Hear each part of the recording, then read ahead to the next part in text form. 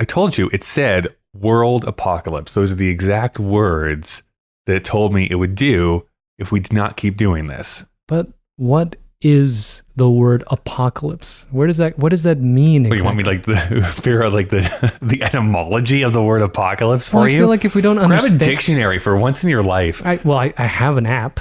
I can't find it. I don't know which folder I put it in. But if we don't know what apocalypse means, then what are we worried about? I don't really want to test it. In the last week, I have oscillated between like a Johnny Five and a Hal situation here in my house, okay? So I don't really want to like mess with the beast all that much. We have to watch Still Crazy. Okay. Well, at least in this case, I don't know what that movie is. How bad could it be? It's like a British movie about music. Yeah. British music, those are things that have worked together well in history, I think. Only a few bands have come over from across the pond. One or two. Mm-hmm. I like Pete Best the best. In his own garage, Kyle has built a machine, cobbled together with parts found in his friend's church basement and a dumpster behind the local Dairy Queen. This monstrosity is now alive and evil. Kyle has convinced his friend Dave to help stop the apocalypse by reviewing films the machine picks. The ultimate purpose is still unknown, and Kyle could have probably done this himself, but he's not being dragged to hell alone. This is Kyle and Dave versus the machine.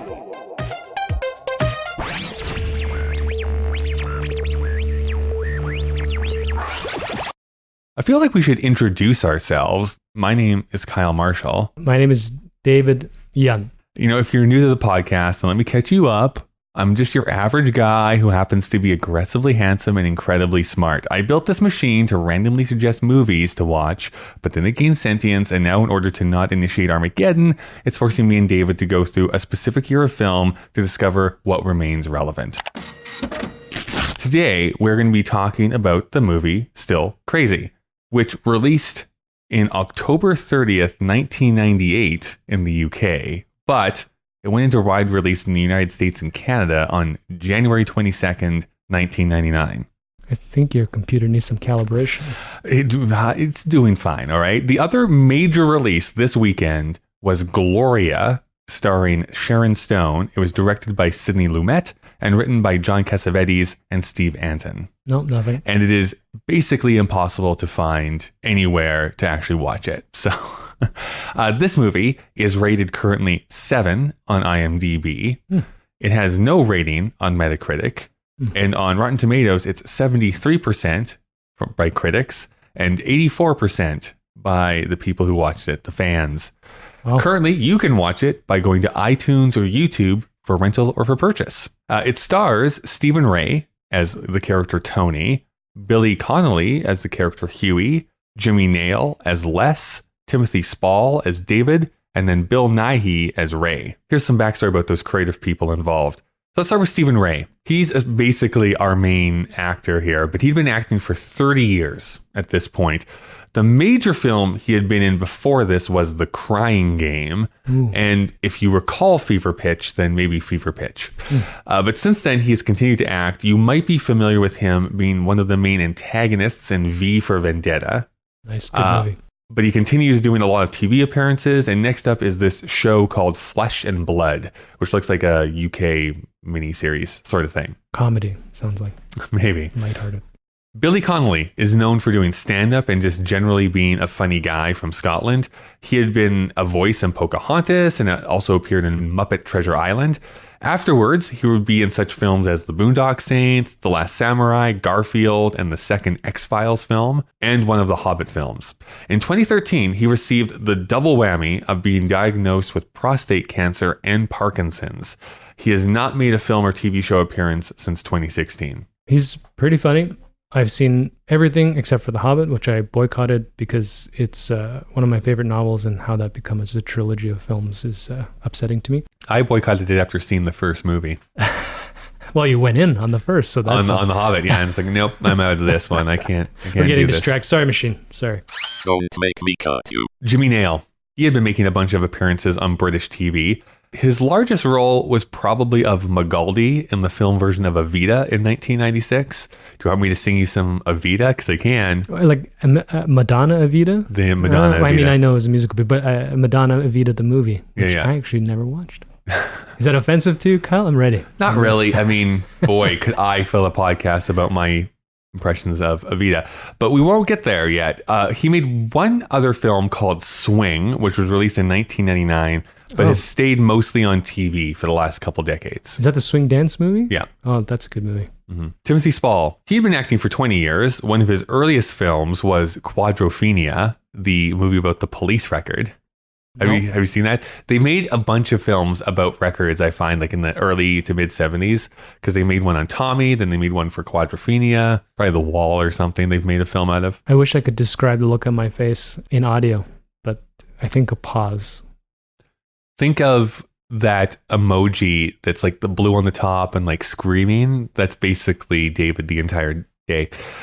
After this film for Timothy Spall, maybe it was The Cause, he's basically been this popular character actor who shows up in just almost everything. He was in Topsy Turvy, Chicken Run, Sweeney Todd, as well as having like the most prominent role, Wormtail, in the Harry Potter franchise.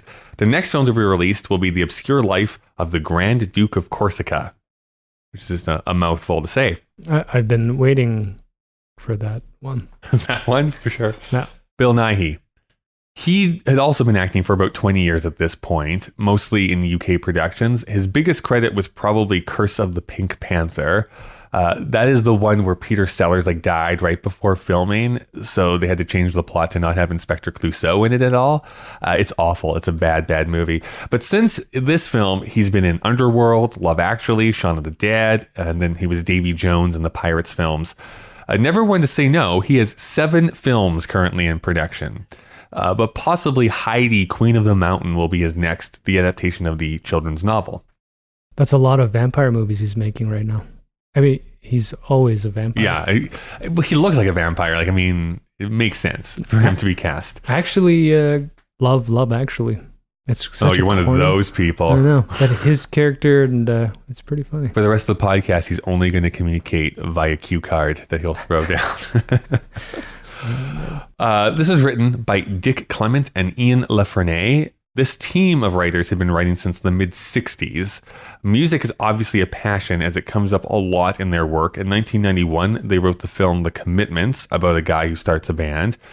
In 1997, they had written the Alicia Silverstone and Benicio del Toro movie called Excess Baggage, about a teenager who fakes her own kidnapping and then ends up getting kidnapped for real.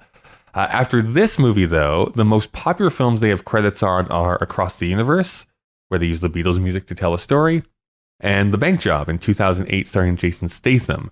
Their last credit currently is the 2016 documentary called My Generation, about culture in the UK during the 1960s. Living in the past. Right. Lastly, directed by Brian Gibson. Brian Gibson was mostly a music video director. So he did a bunch of stuff with Styx and Foreigner specifically. He has 2 other films he's made. What's Love Got to Do with It in 1993? It was the story of Tina Turner. And then The Juror, a Demi Moore, Alec Baldwin court drama in 1996. Oh, wow. This film, Still Crazy, was the last movie he ever directed because he passed away in 2004 due to bone cancer. He was only 59.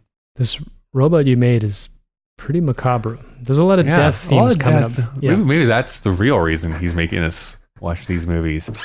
The budget was indeterminate. It made $524,000. It's a hit. And it's a hit here, folks. So $524,000. I believe that's in the UK. No idea what it made in the international box office. I was just about to ask for conversion into pounds. All right. Are you ready to go and watch this movie, Still Crazy? Yeah, I mean, I got through Varsity Blues. I can do anything. We are Legion. All right, let's go and watch Still Crazy. I have to pick this thing up again? I mean, if you want, why would you have to pick it up again? Shit. You'd already bent over. I mean, it's already indoors. We're fine. There's a soundbite. Well, there's only 2 reasons to get you to haul your ass up here. Either I owe you money, or you want to put the barn back together. They were called strange fruit. Strange fruit. Been fruits a long time. So, which fruit's which then? Well, I'm posh fruit. And they were one of the greatest bands of the 70s. You all hated each other in the end. Oh, hate's a bit heavy. That was then. This is now.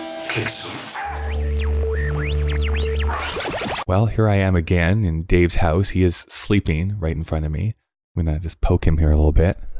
Seriously? Again, Kyle? What do you want? It's time for the ad spots. So, as you know, and I know, last week, the machine was very nice and got in contact with Karen Unland and was able to make us be part of the Alberta Podcast Network. What do you have to say about the network, David? Yeah, it's a network where things happen networkally. It's great. You nailed that. I can't believe that was 5 tries and that was the best one. So we are a proud member of the Alberta Podcast Network powered by ATB, and the Alberta Podcast Network promotes and supports Alberta-made podcasts and connects their audiences with Alberta-based businesses and organizations. This week, we get to talk about ATB again. I mean, last week we talked about the Arts and Culture Center, but we're going to talk about the Entrepreneur Center here this week. You and I guess, would both be considered entrepreneurs if that term was loosened quite a bit. But have you been to the Entrepreneur Center here in Calgary? Yeah, Kyle, we went there together. Remember? I try to block all of this out in my mind. Son of a... Well, yeah, we were there. It was amazing. We had to do a big podcast. Let me just put this picture together for you, Kyle, since apparently you weren't there. I needed a room because we were going to, well, I keep saying we, but you apparently weren't there. I needed a room because I was going to interview 4 entrepreneurs. Interesting, entrepreneurs. And without even having an ATB account, they immediately just let me have use of a large boardroom. And then I hired an underling to produce the thing. And it was amazing. It's a great, easy place to hang out in. No, it's a crazy coincidence here that I am wearing my underling t-shirt currently. So I do remember that now that you have jogged my memory. The Entrepreneur Center is a great location for people who might be like starting their own business or have even like started their own business already to help out in that case. So entire center offers networking, mentoring, workshops, and banking. That's all in one place for entrepreneurs. There's locations not just in Calgary, but in Edmonton, Grand Prairie, and Lethbridge. And there's pop-up centers that happen all around the province. So you can go to atbentrepreneurscenter.com to see more information. Now, how much do you know about college? Is that what happens after high school? It's supposed to. Those of us who, want to waste a whole bunch of money like I did. English majors unite. So we have a message from NorQuest College that's going to end off this ad spot here. But NorQuest College is for people who maybe want to continue and pursue a new career. Your next career move is right around the corner, and NorQuest College is here to help. Our new Career Moves professional development program will help you transition to new job opportunities. Funded by the Future Skills Center, we will provide one-on-one coaching, self-assessments, skill development and training, and up to $2,000 in available tuition credit. Our focus is your success. Make your next move. Apply today at norquest.ca/careermoves. All right, we're back. Maybe, I don't know. My head is a little bit like wonky after sitting down and watching that. David, lay it at me. What are your initial interpretations, responses to Still Crazy? So that about sums it up. Okay. Yeah. I mean, you know what? I will say it made how much money in the box office? Well, it says 524,000. I'm pretty sure that's probably just the UK only. Yeah, I think that would explain best how I feel about this film. But to sidestep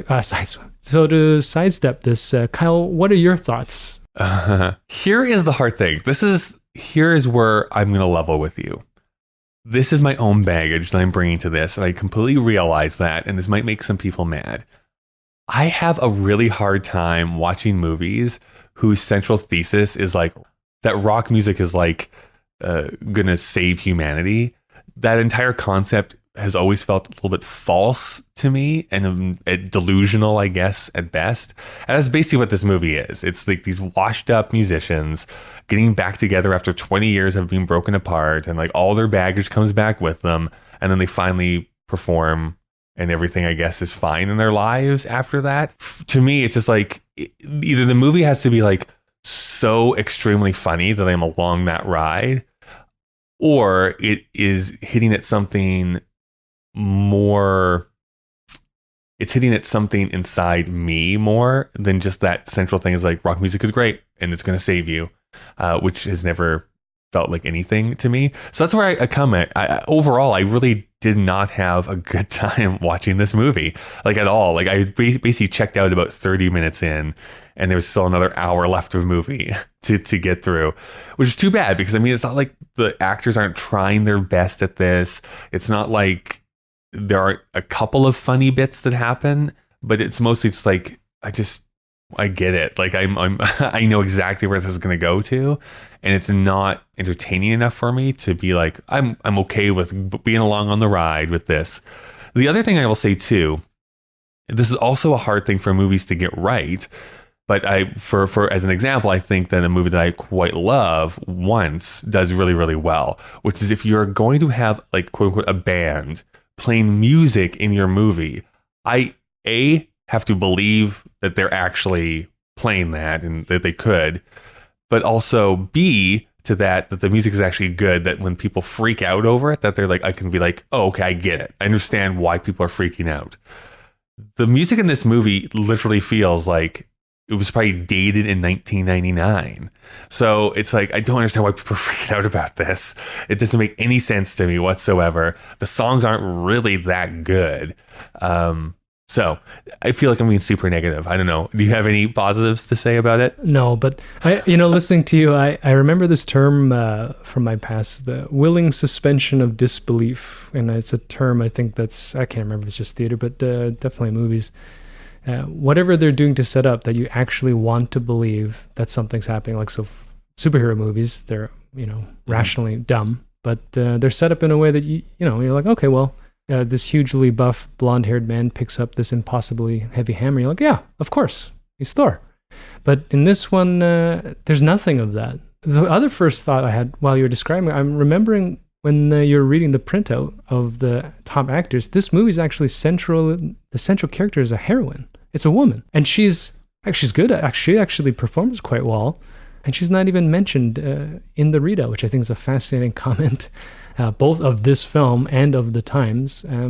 From the opening sequence, I thought I was watching an 80s BBC television show. I thought the cuts were weird. I didn't understand the premise. I thought the characters were terribly written, cartoonish, but not even just like the main band characters, but to that point, your heroine character, I think she's forgotten halfway through the movie. Right. And she has a daughter that comes along that is even, I don't even know why that character is even there, because they try and have this like side story, but again, goes in literally nowhere. Like it's forgotten 2/3 of the way through the movie. Yeah, she starts off as this, I actually kind of like this idea that whatever you call them, I think they brought in the movie, she wasn't even a band manager, she's like a super fan or dating one of the guys, but she's part of the crew on this new quest started by condom merchant, whatever his character name is.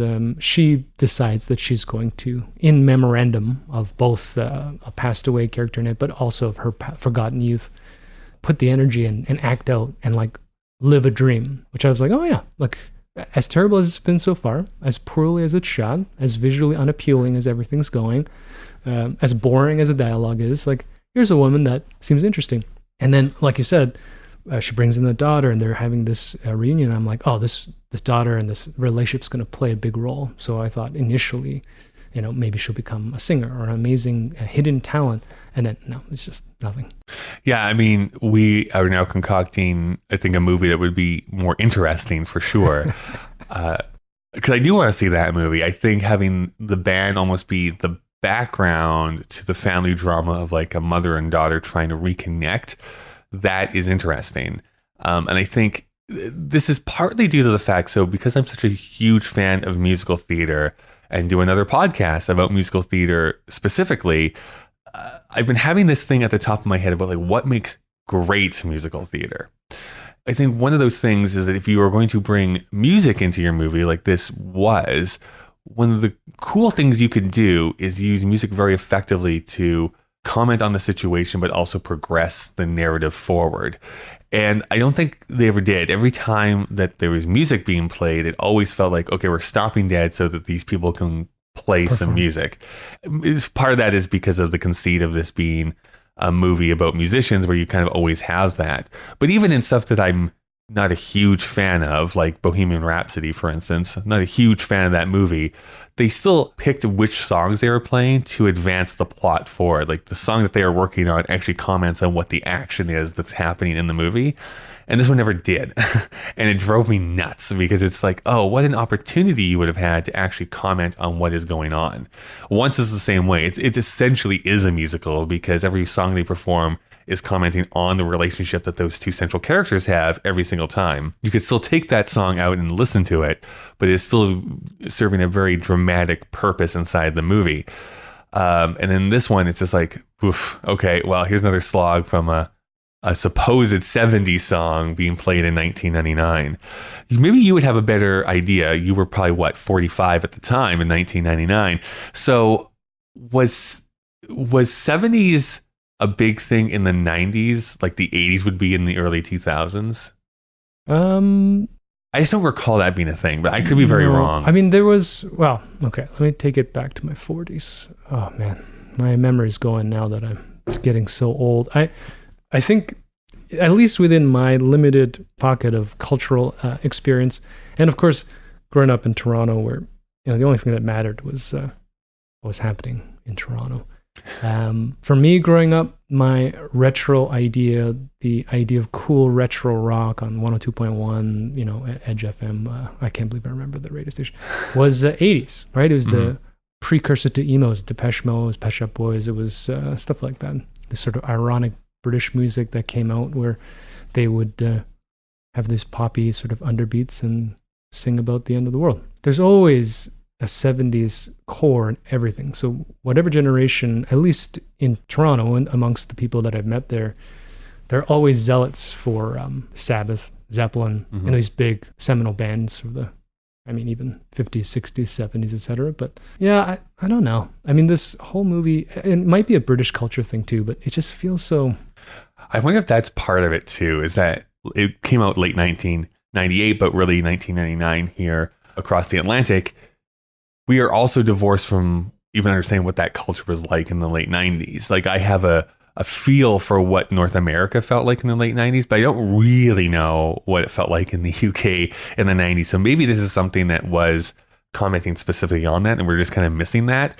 I will say that it does feel like in a way it's trying to recapture the magic of the Full Monty, which had come out a couple of years before that and had done so well. Nominated for Best Picture at the Oscars the year that came out. And I feel like this is coming after that, being like, oh, we're going to capture lightning in a bottle, and then it's not really doing anything with that. Yeah, I mean, I didn't know about the historical relation to Full Monty, but it's a great sort of side-by-side comparison. I can't remember the last time I watched the Full Monty, maybe when it was released in films. Well, maybe this machine will tell us to at some point. My memory of the Full Monty, especially coming out just after What's-His-Face became big and what was the Lock, Stock? He's a guy, Richie guy. I can't remember his name now. But it's a cartoon, right?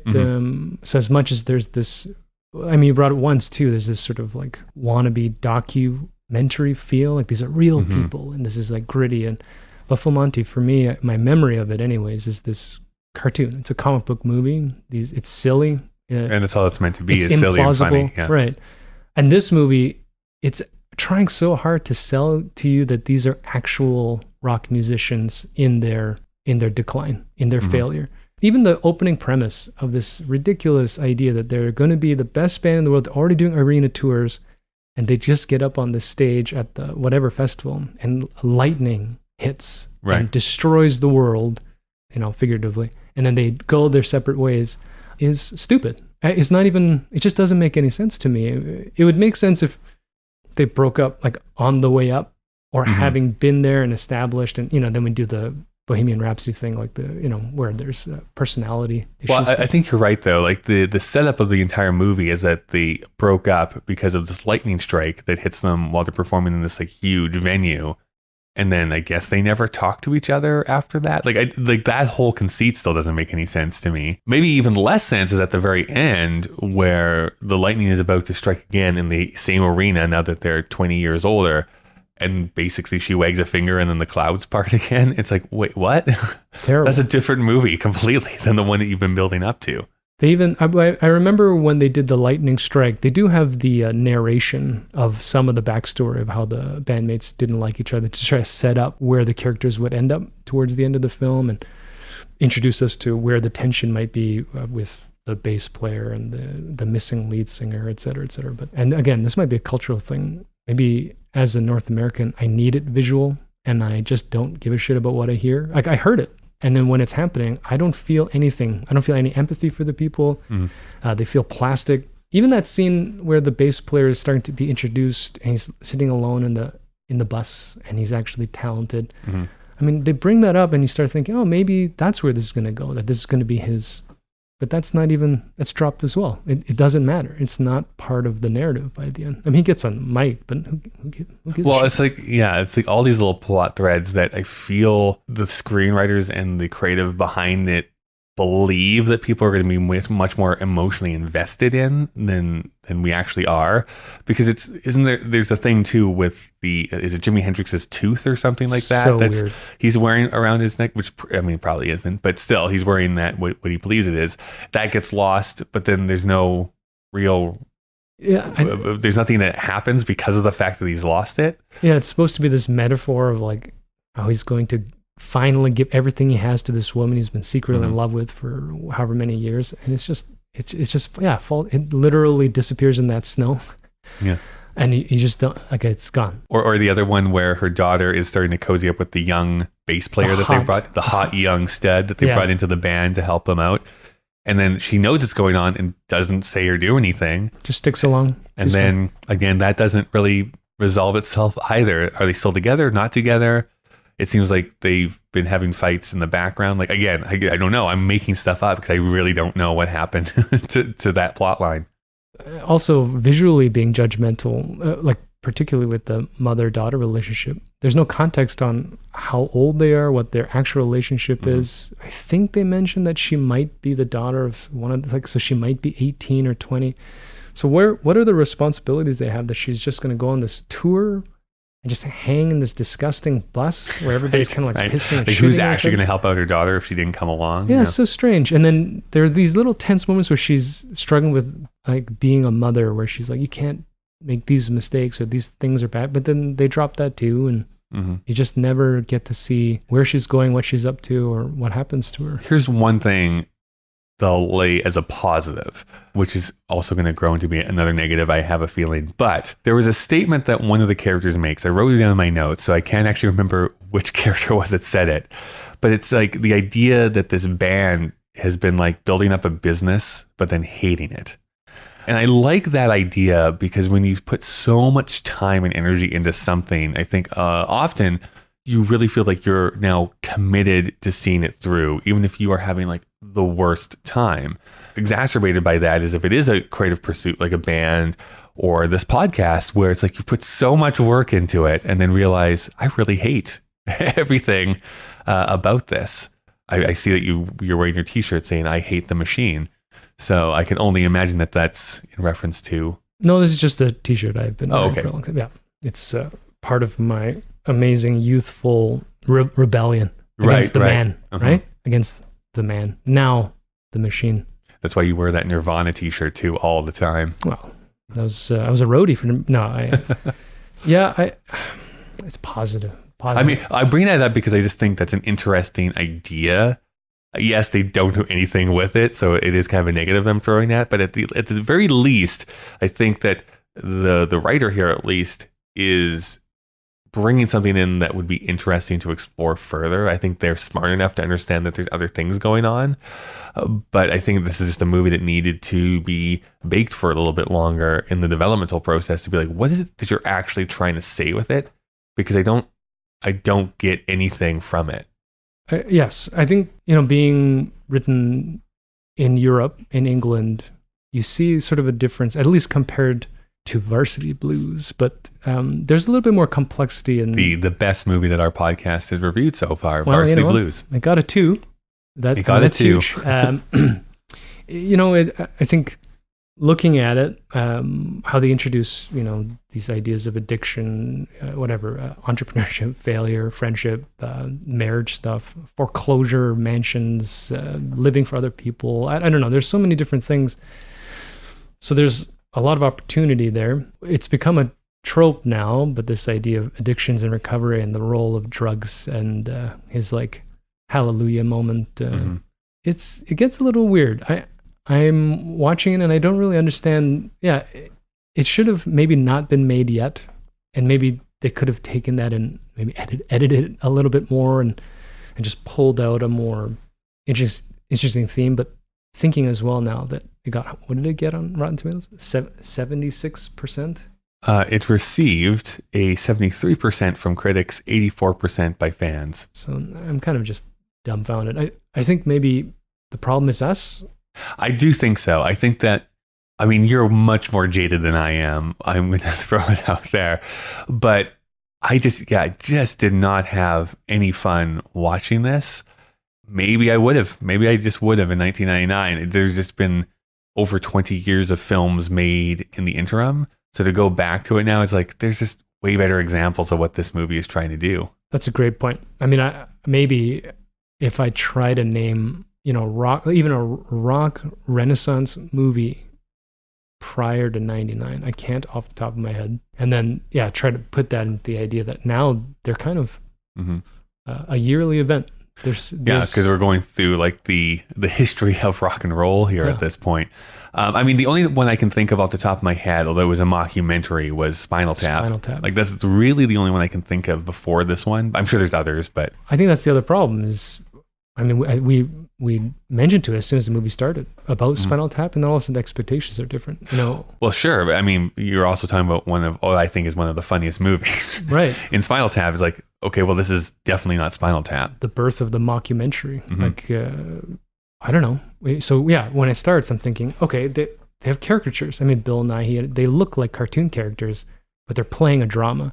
And every time something happens on the screen, particularly with Bill Nighy's character, because he's trying to be this 70s. He honestly, it's basically his Love Actually character. Yeah, right. It basically is just that character. I actually had a moment where I was thinking it might actually be that same character. It continued, and they pick it up in Love Actually. But so his character being so strange and quirky and clownish, I think I was expecting this to go that way. I was expecting the wrong things for this film. And you brought the other thing too about using music and tone. I don't know anything really about cinematography, etc., but the use of color, the use of music. It's not there. It's just this flat gray, drab imagery from scene to scene, wherever they are, whether they're in punk rock venues allegedly in Holland, to sitting on palatial estates. Which, I'm sorry, is another thing. If you are a rock band, why, for the love of God, are you playing in a punk bar? Of course people are going to hate you. That I would fire that band manager. She should be off the bus first stop. They try to address it as this is the manipulation of the cruel record exec, but that character's not even in the movie after the one scene. So you just don't understand. You're supposed to do this gritty thing to get back to practicing and to believe in yourself, which we don't really get out of it. But so if you're going to do dive bars, I think maybe that's another cultural thing. The idea of a dive bar here is, a biker bar, some underground sort of thing where, might be 50 people on a shit stage and no amps. But maybe in Europe, the rock and roll scene starts on a houseboat. I think the first or second gig is a houseboat on. Yeah. All those things I couldn't connect to any of the venues. I couldn't connect to the music. I couldn't connect to the crowds of people. Oh, that's changed. The depiction of what a party scene looks like has changed so much with the way people shoot them now.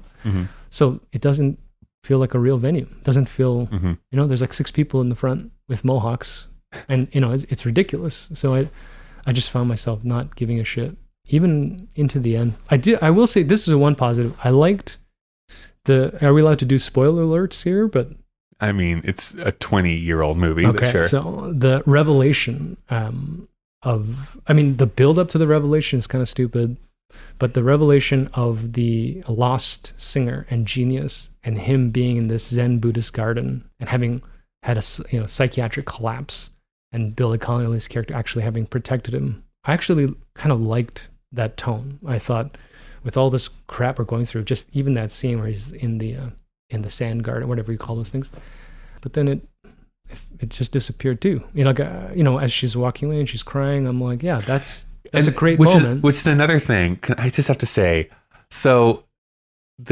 they're told that their original bassist is dead, and then it's revealed he's actually not dead, and then they find that he's been like this Buddhist thing, and then he agrees to come back with them one last time to play at like this big stage where they all apparently freaked out because of a lightning strike, but they do a press conference right before that thing, and I have to say I kind of agree with the press in that scene, only because it's like, we're not answering any questions. Like, but you called the press conference. That's what you're all leeches. It's like, but you did call the press conference. I don't understand why you would call a press conference and then sit there. I'm not answering questions. Yeah, you're all leeches. I'm like, this makes no sense. This whole scene setup makes no sense. Yeah, I think particularly through the 90s, we see suspicion of the power of the media change. Mm-hmm. I mean, the 80s is this glorious age where you can do whatever you want and everybody's just happy. Underneath, everybody's doing coke and doing all that stuff. It's because of the coke, but yeah. But the fact that if you watch like Miami Vice, everybody's wearing fluorescent colors and like they're shooting people and like life is great. Everybody's happy. But I think in the 90s, we see in the music scene, we see the grunge movement come out. We see musicality changing, both lighter and darker. The rave scene, electronic music, etc. And so I think the media the representation in the media starts to evolve around that time. And this is close to the end of the 90s.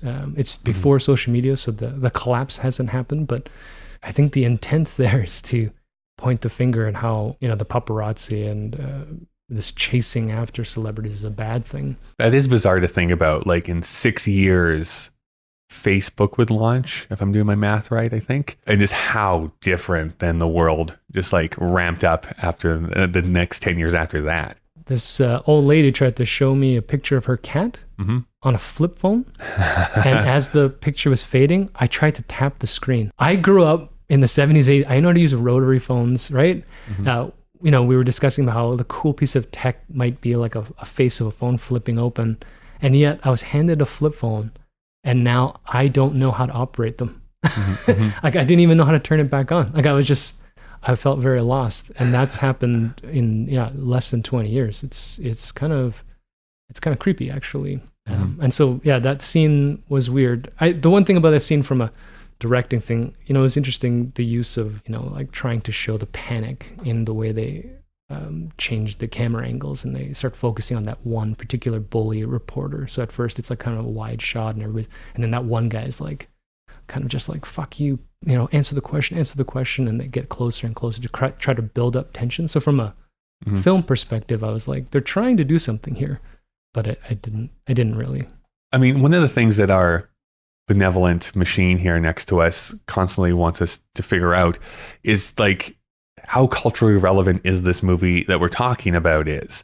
And I can't help, because this is only week 2, but looking at Varsity Blues and how it actually still has persisted in our culture, for good or for bad. As much as I don't like that movie, there's elements there, like I get it. I understand why people continue to watch it or bring it up, or why it's a touchstone and in that sort of genre. I think there is a reason we started this off by saying, I've never heard of this movie before. I don't think there's anything about it that's remarkable. The music isn't, the cinematography isn't, the acting really isn't. It's fine, but it's nothing to write home about. It is the epitome of a movie that, yes, it exists, but I don't think is going to persist in any meaningful way, except from this podcast, because we get to talk about it. But I don't know. You're welcome, Still Crazy. That's right. No, I'm going to get that movie Time Machine bump after you. Trending onto a hashtag. No, yeah. I'm listening to, I agree with you, but I think there's also a level of bias in that. For example, the idea that the themes of Varsity Blues ring true is because we're North American. And I think that if grew up in Brazil, or I grew up in Africa, or I grew up in England, I mean, maybe some of the core themes of the competitiveness, and those are classic themes. I mean, you suddenly felt the connection to Shakespearean plots. There will still be that core element, just like in this movie. There are kind of little touch points that you can kind of see what they're trying to do. But it's basically Romeo and Juliet, is what David is trying to say. But the cultural thing's hard to understand. I mean, I wonder if I asked some of my British friends if this is a movie they would actually recall by name. And I wonder if the impact... Oi, governor!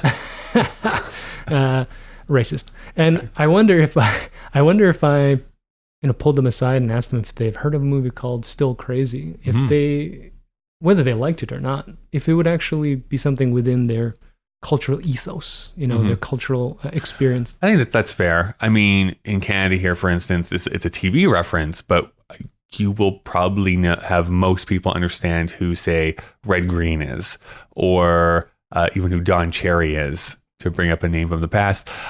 Sharon Lois and Bram and stuff like that. But Pride has no cultural relevance whatsoever when you go over to the UK, for many different reasons why that happens to be. But I think that sometimes, just to pay based on your location, of course, like it just was not something that we grew up with or had any kind of history with. To that point, quickly, I just remembered in the late 90s, Hong Kong cinema was blowing up in a different way. Helen and I recently rewatched a really big popular series called Guok Chai, The Young and Dangerous.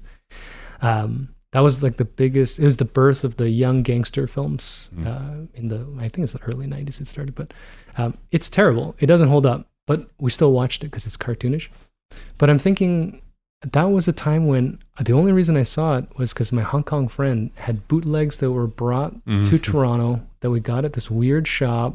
We get this I can't remember if it was DVD yet or it was still VHS. And so that culture was so distinctly separate and still in the late 90s. And now, if we're thinking about, let's say 2019, everything's so intertwined. You mean 2020, the year that we're currently recording this in? So if you think about 2020 and everything is so intertwined, I think that's one of the weird things that's happening for good or for ill. That the globalization of culture is a fascinating idea that would bring up with this. And that would be something that would have to happen in 10 years from now. Even I am interested in that because I have more and more people in my life that are watching like the big UK hit, but also watching the Japanese reality show Terrace House, and they're also watching Hong Kong films, and they're also watching et cetera, et cetera, et cetera. It's no longer, okay, well, on TV right now, this is what you get. And in the theater right now, this is what you get. When you can release it onto Netflix and now it's worldwide, you can watch that thing, it completely changes it. And I think like my optimist inside of me really hopes what that means is that there is like that give and take where it's like, oh, I can use this piece of media to start to understand a little bit about what that culture is like. And I can bond over that with other people as well. The pessimist in me sees that every time I have thought something was going to have positive effects, it's never had positive effects. I'm thinking about like the internet and other things like that. So I don't know. There's something about it that I like the idea of sharing media across the world because it doesn't make us feel quite so isolated from one another. I think just as a twist to that, when people, there's this trend now of people trying to become woodsmen because they're so anti-technology. And we won't get into the antivirus, anti-vaccine thing, but those sentiments are fascinating because it's very selfish. It's like, technology is no longer benefiting me in this moment.